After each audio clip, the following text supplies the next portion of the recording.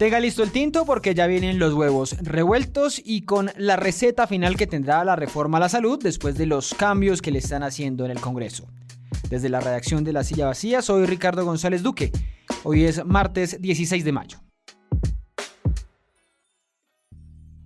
Los muertos que vos matáis gozan de buena salud. Esa frase tan manoseada por muchos la han utilizado varias veces en el gobierno Petro, incluso el propio presidente, para decir que no está sepultada su reforma a la salud. Y es que varias veces han matado esa reforma, o por lo menos se ha dicho que ha entrado en cuidados intensivos. Y a pesar de todo eso, sigue ahí. La reforma ha sobrevivido a 2 balconazos, 2 crisis ministeriales, la salida de la ministra Corcho, el rompimiento de la coalición y el ruido de la oposición, desde Germán Vargas hasta César Gaviria.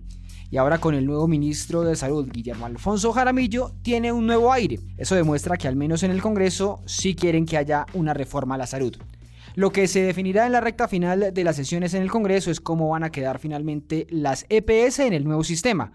Pero lo que ya está claro es que se hará realidad el deseo de Petro de que haya un pagador público de todos los servicios de salud.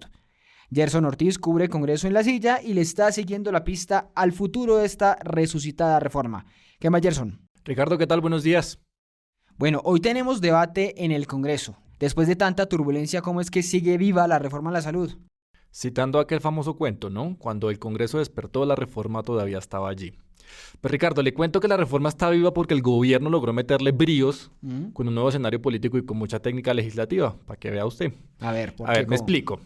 El gobierno ganó su primer round el 25 de abril cuando consiguió que 10 congresistas de la Comisión Séptima le avalaran el informe de ponencia positiva para abrir el debate. Hasta ahí nos quedamos. Sí, señor. Eso fue un ratico antes de que el presidente se le diera por avisar en Twitter que rompía la coalición de gobierno con la U, los liberales y los conservadores. Por eso, hábilmente, mientras pasaba el chaparrón y Petro entregaba la cabeza de la ministra Carolina Corcho como muestra para mantener abierta la negociación, el gobierno puso en el congelador la reforma y el tema no se metió en la agenda de la Comisión Séptima durante 2 semanas. Sí. Y recién hasta el jueves de la semana pasada pues retomó el debate, pero porque tenía claro que ya había un escenario político menos hostil que cuando rompió la coalición. Pero muchos decían con todo este panorama que usted está pintando que el obstáculo para la reforma era la exministra Carolina Corcho. Entonces, ¿la reforma hoy respira es gracias al ministro Guillermo Alfonso Jaramillo? Carolina Corcho siempre fue la señalada por los partidos, o al menos por sus cabezas, Dilian Francisca Toro, César Gaviria y Efraín Cepeda. Porque fíjese que de todas maneras la relación que ella tenía con los congresistas de la Séptima era más bien cordial. Salía siempre sonriente allá, ¿no? Y era muy amable, si se viajaban y hacían giras y se tomaban fotos y demás. Pero indudablemente el ambiente ha cambiado por el nuevo enfoque que le está dando Jaramillo a la reforma, a los partidos y a los congresistas. Un datico de color, mira, apenas se posicionó Guillermo Alfonso Jaramillo, llamó a los 21 congresistas de esa comisión para decirles que estaba presto y a la orden y pues que mucho gusto por aquí pa' un tintico en la oficina del ministerio. Política. Y el jueves pasado, cuando se estrenó en la comisión, les dijo a los congresistas lo que a ellos les encanta oír, que respetaba y ponderaba su autonomía legislativa y que estaba ahí para llegar a consenso sobre la reforma, ¿ya? Y Jaramillo tiene cancha en esos 2 mundos, el político y el de la salud. Es médico y cirujano de profesión y pues fue congresista varios periodos. Incluso lo fue cuando se tramitó y se aprobó la famosa Ley 100, que es la base del actual sistema de salud. Sí, en esa época se encontró con Cecilia López, imagínense, 40 años después. Estamos en las mismas. Y el ánimo conciliador de Jaramillo pues también se explica porque la principal línea roja del presidente Petro con la reforma, digamos que ya está, que es la de la plata. Sí. Que la plata, que los 84 billones de pesos, billones con B, no se queden en manos de los privados, sino que se maneje directamente desde la ADRES, que es la entidad pública. Exacto, eso quedó incluso ya en el plan de desarrollo. Pero Jaramillo, ¿cómo quedó en el Congreso con su controversial declaración la semana pasada sobre las UCI en la pandemia? ¿Quedó muy debilitado? Yo creo que le dio insumos a la oposición, claramente, pues para que lo señalen de no valorar el trabajo del cuerpo médico durante la pandemia, o para encasillarlo en la lógica de que no respetan ni respaldan a los privados. Aunque sí dijo que en la pandemia el tema de las nuevas UCI se pudo haber convertido en un negocio, lo hizo no para atacar a los médicos, sino para abrir un debate, si la expansión de esas UCI se hizo de manera adecuada. Bueno, pero ya hablemos de la receta. ¿Cómo está quedando esta reforma a la salud para que esté convenciendo, por ejemplo, a los de la U? Mire, como le decía anteriormente, la U se empezó a montar de nuevo al bus a través de esa comisión accidental. Esa es una figura legislativa clave para dirimir disputas internas. Y entonces en esa comisión empezaron a avalar propuestas de cambio a la reforma, principalmente artículos que hablan de las EPS y el manejo de la plata. Lo grueso. Temas que para la U, Partido Liberal o para los conservadores son claves porque hablan de un sistema mixto, de aprovechar lo que según ellos ha funcionado y de no estatizar el sistema. y que según Dilian Toro le habían planteado al presidente Petro, a la ministra Corcho, pero nunca aparecieron en el texto. Sí. Entonces, a través de los dos congresistas que tiene la U en la Comisión Séptima, Víctor Salcedo, que es muy cercano a Dilian Toro, y Camilo Ávila, lograron que les den el visto bueno a 15 proposiciones que serán debatidas y votadas esta semana. Pero como están las cosas, ¿van a marchitar de una las EPS, como dicen los críticos de la reforma, o van a cambiar en algo lo que ya está? No las mata, uno puede decir que las pone a hacer otra cosa, manteniéndoles poder, según las proposiciones que están consensuadas hasta ahora con la U, que son las que van como a encarrilar el debate.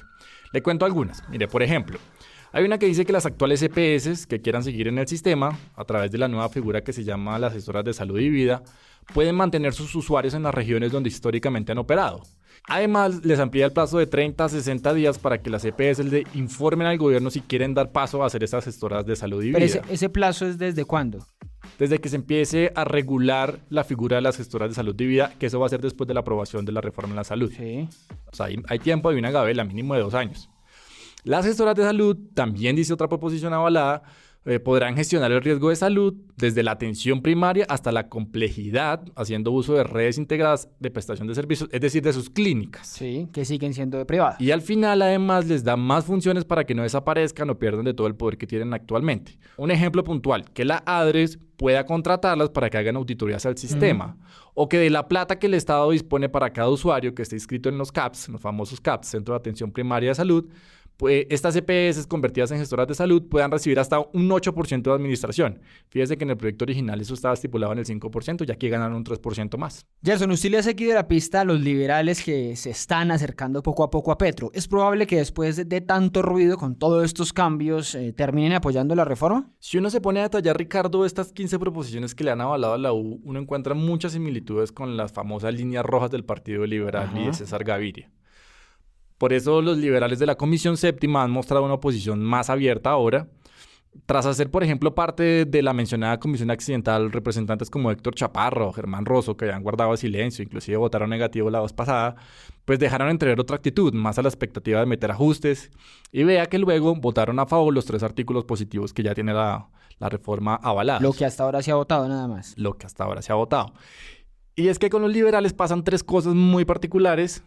Entonces, por un lado hay al menos 19, 20 congresistas que están armando una especie de rebelión a Gaviria para entrar a apoyar al gobierno o al menos mantener la libertad para votar a su manera y no dejarse imponer del no de Gaviria, que suele hacerlo a través de los medios.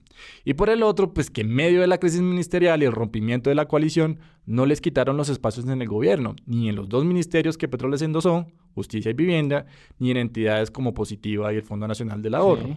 Y el tercer factor es que en todo caso no hay una declaratoria oficial de la bancada diciendo no vamos a votar la reforma, como si ya lo hicieron, por ejemplo, los conservadores. Declarados independientes. Exacto. Si usted suma esos 3 factores, uno encuentra chances, oportunidades de que lleguen o al menos se acerquen más a apoyar la reforma a la salud. Seguramente vamos a tener sesiones extras para toda esta discusión que va a llevar el gobierno al Congreso. Gerson, gracias por pasar por acá. Gracias, Ricardo, por la invitación.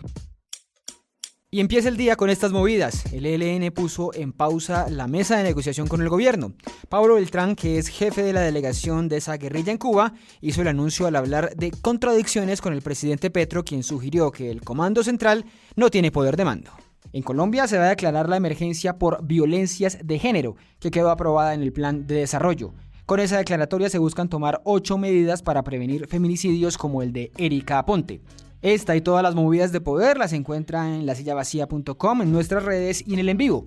Y por acá cada mañana reciba su desayuno político favorito. Soy Ricardo González Duque, nos escuchamos mañana.